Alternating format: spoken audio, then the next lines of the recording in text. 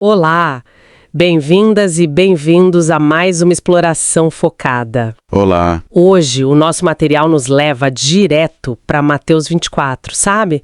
Especificamente ali nos versículos 45 a 51.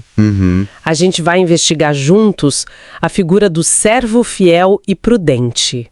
E, claro, o contraste dele com o servo mau. Um tema forte, né? Muito.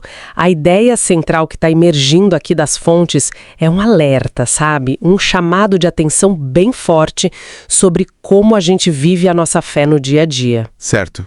Principalmente pensando naquela vinda inesperada do Senhor, que Jesus menciona um pouco antes no capítulo. Exato. E o contexto que ele dá ali é fundamental, né? É impressionante.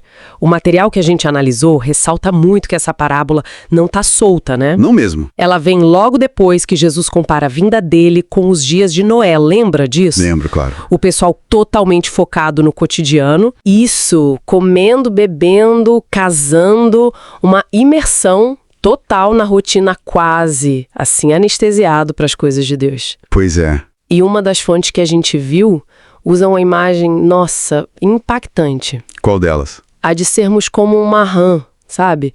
Cozinhando lentamente na água morna das distrações do mundo. Nossa, que forte. Sem perceber o perigo, até que é tarde demais. Isso meio que prepara o cenário de forma bem dramática para a pergunta: quem, afinal, está pronto de verdade? Exatamente. E é fascinante como o capítulo 24 descreve essa distração geral, né? Fala que um vai ser tomado, o outro deixado. Mas ele não explica na hora o porquê dessa separação, o critério. Verdade. Fica a dúvida. Aí é que entra essa passagem do servo e também as que vêm logo depois, as 10 virgens, os talentos. Ah, elas se conectam. Sim, e elas começam a desenhar o perfil de quem está vigilante. Mostra que a espera não é passiva, sabe? É uma ação contínua. O como a gente espera é que é crucial. Certo, então não é só ficar esperando acontecer, a questão é a qualidade dessa espera, a ação envolvida. Perfeito. E as fontes que a gente tem aqui detalham isso bem, né? Elas identificam, acho que, 3 características bem marcantes nesse servo chamado de fiel e prudente. Isso mesmo, 3 pontos principais. Poderia guiar a gente por elas. O que torna essas características tão essenciais, segundo essa análise que a gente fez? Claro, vamos lá. A primeira característica é fundamental. O uso ativo dos dons e talentos. Ah, não enterrar o talento. Exato. O servo fiel não esconde, não enterra por medo ou, sei lá, desinteresse. Pelo contrário, ele põe para jogo, a serviço. Entendi. Tem o chamado forte no material para reavivar o dom, sabe? Aquela ideia de manter a chama acesa, não deixar as pressões de fora ou desânimo apagarem isso. Faz sentido. E conecta com a outra parábola, né? Diretamente. A mesma lição da parábola dos talentos, mas aplicada aqui de forma bem direta à vigilância, à prontidão. Entendi. E a segunda característica? A segunda identificada é a de ser um dispenseiro fiel.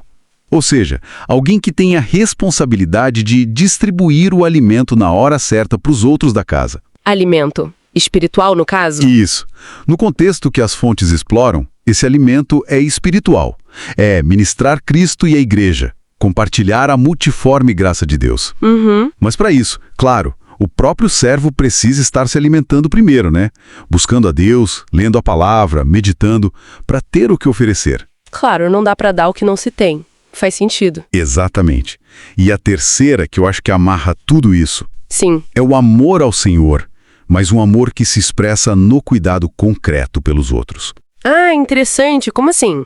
O material conecta isso de um jeito bem legal com aquele diálogo de Jesus com Pedro, depois da ressurreição, sabe? Sei, Pedro, tu me amas. Esse mesmo. Apacentar as minhas ovelhas. O amor a Deus não pode ficar só no sentimento, entende? Ele se traduz em ação prática. Entendi. Cuidar dos irmãos, zelar pela comunidade. Isso. É o oposto direto do servo mau. O que ele faz quando o Senhor demora? Começa a espancar os companheiros, a maltratar. Nossa, que contraste forte mesmo. Essa conexão com Pedro é poderosa. Muito. E essa ideia do cuidado prático parece ser bem central na análise, né? O material insiste bastante que o palco para tudo isso, usar os dons, alimentar, cuidar, é a casa de Deus. A comunidade, a vida prática da igreja. Exato. Por que essa ênfase tão grande no coletivo, na comunidade, segundo as fontes? Olha, a análise sugere que é nesse ambiente que os dons acham propósito, acham aplicação real. Como é que você vai alimentar ou cuidar ativamente dos seus conservos fora dessa dinâmica de relacionamento, né? Verdade. Fica difícil imaginar. A comunidade é vista como um ecossistema onde essa fidelidade e prudência podem florescer de verdade. Entendi. Inclusive, o material alerta para um perigo sutil.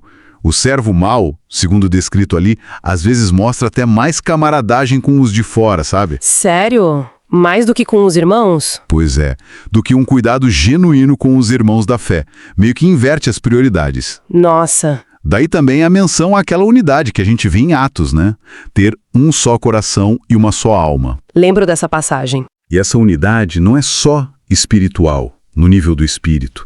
Envolve alinhar mente, vontade, emoções, alma mesmo, em prol do corpo, da comunidade. Entendi. Então, definitivamente não é uma jornada para se fazer sozinho. De jeito nenhum. A fidelidade se prova no dia a dia, ali na comunidade. E essa unidade de alma que você falou, nossa, parece um desafio constante. Com certeza. Especialmente no meio de tanta distração que puxa a gente para fora, né? Como aquela imagem da rã cozinhando que a gente comentou. Exatamente.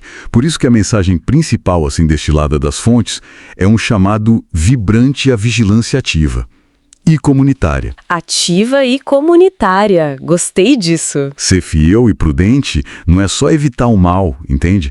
É se engajar positivamente, usar os recursos que recebeu. Os dons. Disso. Nutrir os outros espiritualmente, demonstrar amor com ações concretas de cuidado. E tudo isso acontecendo dentro da dinâmica da igreja. Certo. O alerta final é sério. A distração, essa anestesia da rotina que a gente falou, leva à negligência e a um encontro despreparado quando o Senhor voltar. É uma chamada à responsabilidade muito, muito direta.